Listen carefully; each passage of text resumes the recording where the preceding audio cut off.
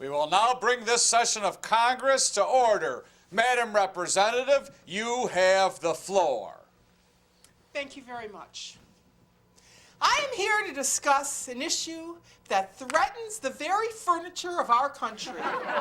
So many of my colleagues here have never cleaned or dusted a credenza.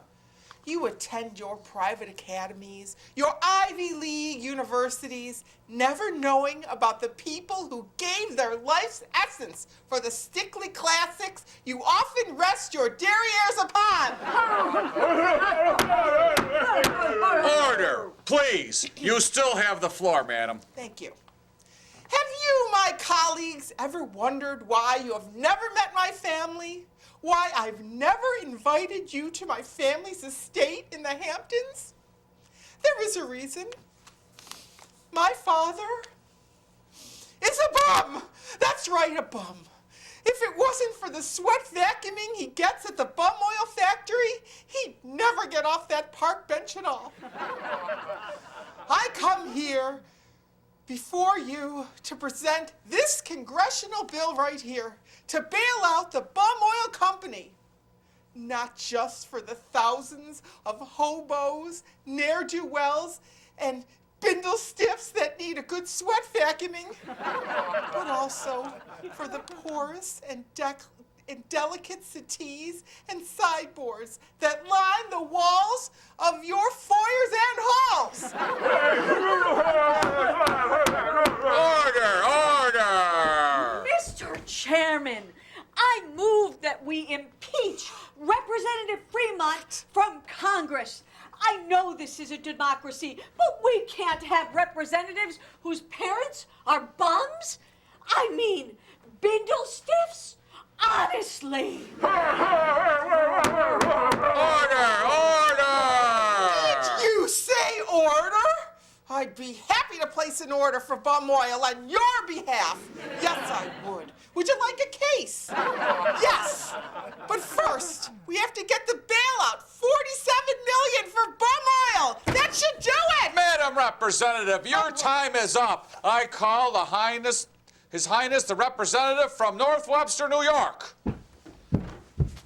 My district is underwater! Flooding?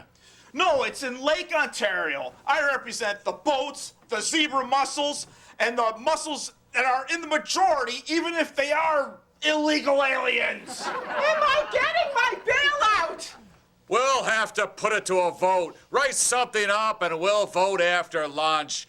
Now, remove yourself from the podium. What about North Webster? We need some money to launch a new industry. It'll create jobs. It's zebra mussel bisque, and it comes in a striped can, but not too tasty. But with $40 million, we can refine the recipe and save my district. Heck, with $40 million, we could get a lift bridge, and we can eat at Bick and Serves all year long. What about Juan's Original and Gray Bills? Yup, there too. And, hey, have you been to North Webster, by the way? No, I've never been to North Webster, but I've driven past that Bramble sign. I am also looking for $23 million to develop zebra mussel shell jewelry. Well, those shells won't shine without bum oil. My bailout first. Will the honorable and the dishonorable please get a hold of yourselves? This isn't Prime Minister's questions. We have to take this debate into the back room, so to speak. We'll taste the bisque and watch the furniture getting polished, and then we will vote. I don't want to try the zebra mussels. Well, I don't want to sit in the residue of bombs, so we're even.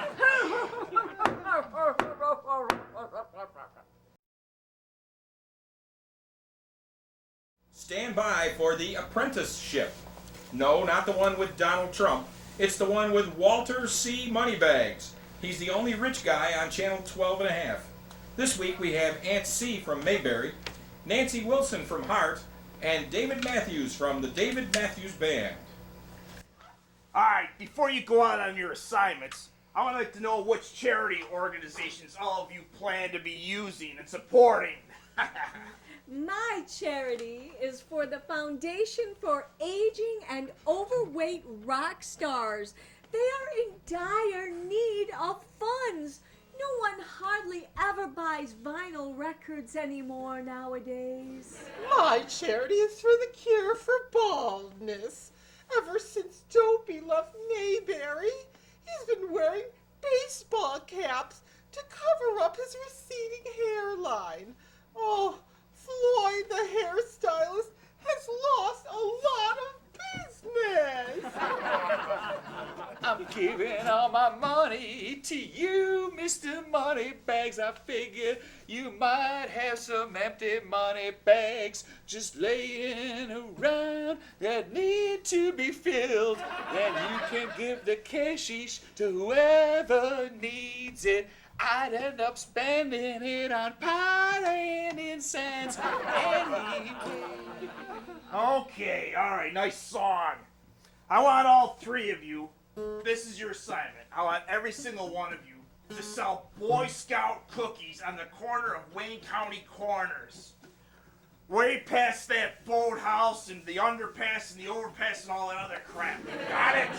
Oh, yes. I'm even willing to sell my undergarments to make money for my charity. My assistant Mike, the announcer of the apprenticeship, will report back to me to see how you guys are doing. My girdle, too. We've been here for hours and nobody's buying any cookies. I might as well play some tunes by myself. We are well-known celebrities, damn it! No swearing, Missy. We still have 10 minutes. Hey, what you selling out here in the middle of Wayne County Corners? We're selling 3 different kinds of Boy Scout cookies. They're only $3 a box, and it's for charity. Huh. What kind of flavors you got here? I'm selling chocolate. And I'm selling macaroons for a baldness charity. And I'm selling fake Oreos for aging rock stars. Well, I just got me some money from the bank to pay off my taxes. Ooh. Who cares about the government? I'll buy all those cookies. Every Boy Scout cookie you got in the pile, I'll take every single one. I can't crack a penny. I don't have enough change. Oh, I'll keep it. Keep those piling up. Thank you.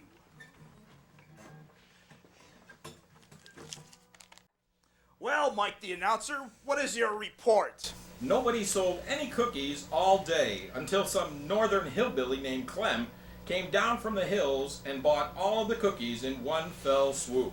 Oh, obviously I can't hire or fire any of you B-list celebrities for my new bank.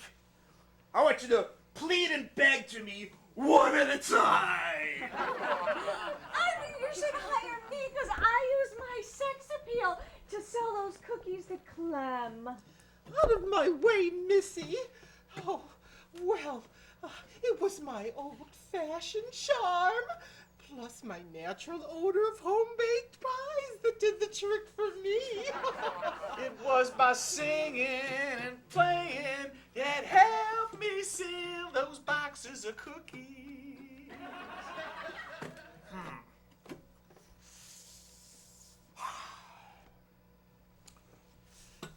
All right, you're all hired. Mike the announcer, you're gone.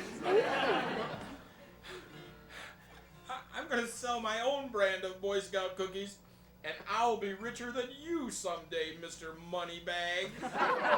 Don't worry, mate. You can join my band as an announcer. You're hired. Well, hello out there. This is your old buddy, old pal, Caboose Car Billy. I'm here to bring you a new CD of not so big hits, the worst country songs ever, Volume 2. I'm sure you'll remember these gems. In the rough they are, even though the last time you heard them was on 45 RPM vinyl. Wait just a minute there, Caboose Car Billy. Well, hello there, Missy. You must be one of my devoted fans. I bought your last collection, The Worst Country Songs Ever, for $7.95 on CD. Might I add the new resurgence of LPs for the fans of that richer sound. We're coming out with a 33 1/3 version of the CD, The Worst Country Songs Ever, so don't throw out that turntable yet. As I was saying, I bought your collection, The Worst Country Songs Ever, and I realized there wasn't a real song or a real country artist on it. Oh, of course, you've heard of your buddy old pal Caboose Car Billy, haven't you, No. Miss Philly? You know, as a matter of fact, I thought I had, but listening to the CD stirred up some suspicions. Shh, shush, shush. Why don't you move along? Get out of here, will you? Well, I'm just sure you can have that discussion with my devoted fan after I finish this infomercial for The Worst Country Songs Volume 2. Not so fast, Caboose Car Billy. This scam would have worked fine back in the 1970s. Why, back then, people believed anybody who said they were a country music star way back when. Plus, people were just right to buy any sort of musical compilation at all. But you know what? Now we've got the internet. And I did a search, and you, Caboose Car Billy, do not exist. Dang, man, of course I exist. Give me a pinch. You can tell I exist. No, I don't believe in you at all. You are a poser of the worst kind. Why, of course I am, because I told you these are the Worst Country Songs Ever Volume 2. No, you are a figment. You are a creation. You are a cardboard cutout designed to separate the nostalgic from their cash. Am I early? Why, looky here. It's good old Wild Susan from that hippie group, the Donkeys. Listen, do you think I could get paid in cash for this compilation? My paychecks for the Donkeys, Joe. They keep on bouncing. Oh, well, let's talk about that later, sweetie. Meanwhile, I want you to ask this skeptic behind me, do I believe in Wild Susan or not? Well, of course I believe in Wild Susan. I've seen the Donkey Show before. She's a real star. Then why would she be wrapped up in the Worst Country Songs Ever Volume 2 for $7.95? Well, she's a real star. But of course the Donkeys, they're a pretend group. You, on the other hand, are not even a pretend star. He's not real? I thought he was a big star from the 1940s. Do you know how old that would make him now? Well, I've never been too good at math.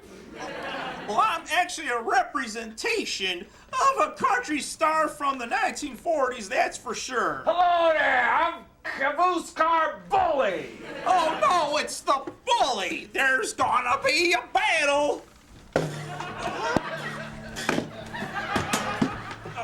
Oh! I don't believe it. I don't believe it at all. What are you, some kind of pretend country star too? No, I'm Caboose Car Billy's stalker. Wild Susan, why don't you go off and call security? Security. If I wasn't a real star, would I have a stalker after me? You probably hired him just to get the extra publicity. I thought that was a secret. Aw, dog nabbit, this darn internet is making consumers way too savvy. How much is it gonna cost me for take your damn suspicions and disappear, Missy? You don't have to pay me. I'll make money through hits on my blog. Why, breaking this story is gonna pay for my convertible. Goodbye, Caboose Car Billy and Caboose Car Bully and Wild Susan. Ooh, she must be a big star in the blogosphere. Well, luckily, no publicity is bad publicity these days. Her story might lead to a feature on Entertainment Excess, and then, of course, I'll sell more of my CDs. There's no way to lose the world of pseudo-entertainment. Are we done here? I've got another fake stocking scheduled for a wannabe supermodel at Derby's. You make a living at this? Yeah, I used to be a real guitar player, but never got past second string.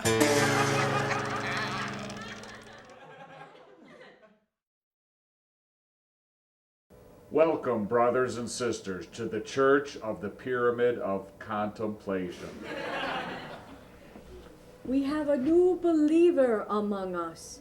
His name is Dell. Hey, I just need directions to the bus stop. Can you guys help me out? We are the next bus stop to the heavens. It is so very easy to convert to our ways. All you have to do is connect your fingers together into a pyramid shape and then think for yourself. Away with us! Can you just tell me how to get to East Avenue? Yes, the eastern ways of ancient man are brought into the light as you contemplate the pyramid of contemplation. Our celebratory Mass is only half as long as services in other churches or temples. Plus, we feast on many breads following the service, such as donuts and muffins, after we're done with our contemplations. Yeah, but I just want to grab the next bus. I can get the same things at the Star Dollars down the road. Yes, down the road, you will travel to the stars and beyond. Don't worry, I was just like you once, until I found complete peace and happiness just by touching my fingers together into a pyramid. And I never made it to Main Street either. All right, sounds great, but maybe I'll stop in again someday. You know, I just want to find a bus stop so I can get to the bus to see my wife on time. I gotta see my wife. Time does not even exist here at the Church of the Pyramid of Contemplation. Oh, for heaven's sake, can you just put your fingers together and close your eyes? I'll call you a taxi or a limo or something. All right, I'll try it then. Just like that Spock thing. I don't know how to do it. You are nothing but a blasphemous heathen! Ride your bus to the black hole of space, you moronic schlub! Don't worry, he'll forgive you after you get on your bus. Wow, this place is wacky.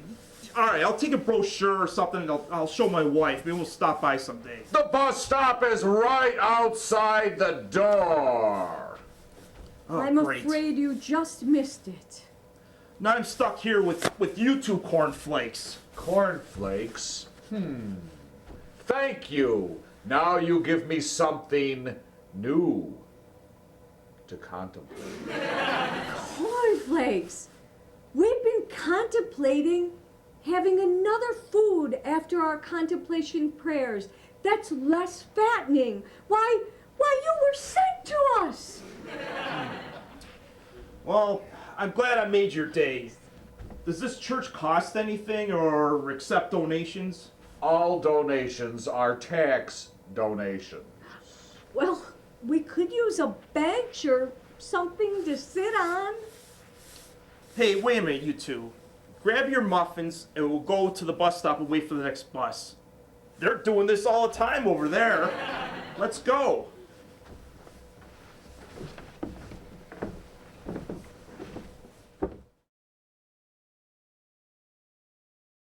This is John Sprout, a new hairdo Monroe on Entertainment Excess. Da da da da da da, dee dee dee dee, la da da da da, do do do do do do, da da da da da da da da da da. On today's show, I'm interviewing Cher Bono, who recently stepped out of retirement. Well, how's it going at age 73, Cher Bono? I gotta tell you, John, I've been retired for a while, but I think it's time to get out and rock and roll. Well, wait, what made you want to come back again? We all said goodbye to you. Well, there's a reason why I'm coming back out, because the new rock star that's on the scene known as Lady Dada. Were you again once inspired by her? Well, no, not really. The only reason why I found out is because I went on the computer and Googled Dada. Sounds like a baby. Google Dada. Google Dada. Real funny, John. Well, I tell you, when I saw her dressed up in those like dressed up like a crab with all those spiral Saturn rings around her, I knew I had to call my dress designer, Bob Mackey. Did he create a new dress for you? He didn't make me a new dress. I mean, he had to make me a shawl. I'm 73 years old. What do you expect? Well, we have a surprise for you. Here she is, Lady Dada! Unbelievable. Well, hello, Cher Bono. Nice to see you out of retirement, along with Elton and Bowie and Alice Cooper and, of course, Tina Turner. Oh, nice. I like to wring your neck, you Olive Garden variety Italian. Touche. Did you steal that from Blondie or Madonna? Easy, ladies. Just to calm things down a bit between the half-breed and Lady Stardust over here, we hired guest correspondent Carney Wilson to give us the scoop on both of their latest CDs. Both Cher, Bono, and Lady Dada have CDs racing to the top of the charts and straight to the dollar bins. I found my copies at the Fashion Barn of all places. Fashion Barn, not just clothes anymore since a merger with Darby's Restaurant and Alto's Dog Food. Hey, how are those CDs anyway? Well, John, Cher Bono's hit track, Nip, Tuck, and Jump will really get those senior citizens on the dance floor. While Lady Dada's song, Dancing Bride of Frankenstein, really moves the teenage gothic types. These songs sound like both of these women are looking for Hollywood contracts. You better get back to the studio, John Monroe. I hear some strange stuff happening between Cher Bono and Lady Dada. Okay. Oh no! It's Lady Dada and Cher Bono, and they've switched hair and other personal effects. Well, we're fine, but we decided to exchange hair and other body parts. I'm getting free Native American jewelry, while Cher Bono's getting some rings of Saturn and this cool crab body. Well, I'll tell you, and I'm John Monroe with that new head of hair, like I told you earlier, and this is Entertainment Excess!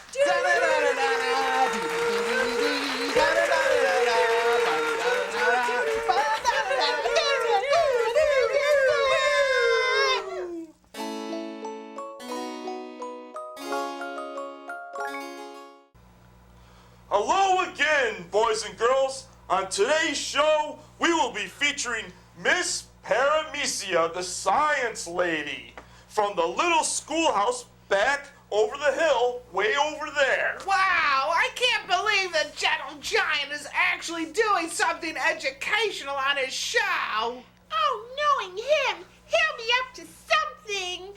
Why don't you tiny villagers get lost? I feel like I'm working with a bunch of hecklers. When Miss Paramecia, the science lady, gets here, she's gonna bring her magnifying glass machine and make me an even bigger giant. He's already crushing the buildings and our houses, tripping over bridges and roads. Plus, he drinks all of our milk production and all of our chicken's eggs. He drinks eggs? What's that about? It's a Rocky complex. Well, that's a lie. I don't even touch your stinking eggs. They're too tiny for my appetite. I only eat the big ostrich eggs. Oh, so you admit drinking the milk? Well, hush up. Here comes Miss Paramecia, the science lady. She used her own machine to make herself into a giant. Ooh. We're going to use a little bit of science and a little bit of magic to make the gentle giant even bigger. Well, just crank that machine up and I'll become severe competition for that jolly green giant. I've already bought a defunct vegetable canning factory. Who would buy your big giant cans of vegetables, except for those rabid people with 18 kids?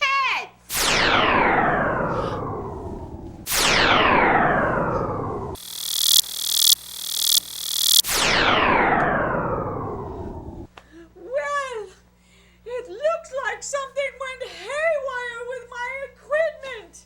Maybe one of your audience members was using a Wi-Fi or a cell phone. Oh no, we're smaller than the villagers. We both shrunk. Serves you right, Giant. You shrunk. You always needed a good shrink. Yeah. Listen, Science Broad, you better fix this machine by the next time we have our show. I'll lose my show, and if I'm the little giant, I'll have to sell a certain brand of ladders or something on an infomercial. I'll have to go back to my laboratory and fix this machine. If only I could have good old made in the USA lead-coated cardboard, this never would have happened. In the meantime, we could use the gentle giant to clean our outhouses. Keep your head on, little giant. I can use you upside down to clean the rings around my tongue. Okay, boys and girls, tune in next time for another educational episode where I'll be learning about cleaning products and sanitation.